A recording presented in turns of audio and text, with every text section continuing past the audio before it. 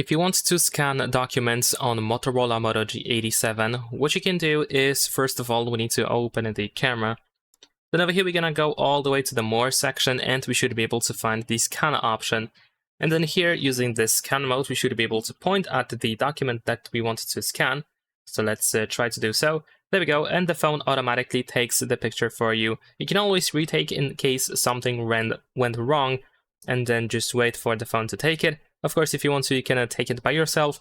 And there we go, this is how it looks like in my case. You still have some additional options that you can use, like the markup, cleanup, filters, and so on and so forth. You can add another page, so if you have multiple pages that you want to scan at once, you can of course keep going. And once you are done, you can tap on the save and finish. And there we go, we have the JPG format saved in the gallery and the PDF format saved in files. Now, besides that, what we can also do is, for example, you can turn off the auto scan. So if you tap on this icon at the top, you can turn off auto capture, and you can, of course, you can scan your documents by yourself using the shutter button over here. And that is pretty much it. Leave a like and subscribe.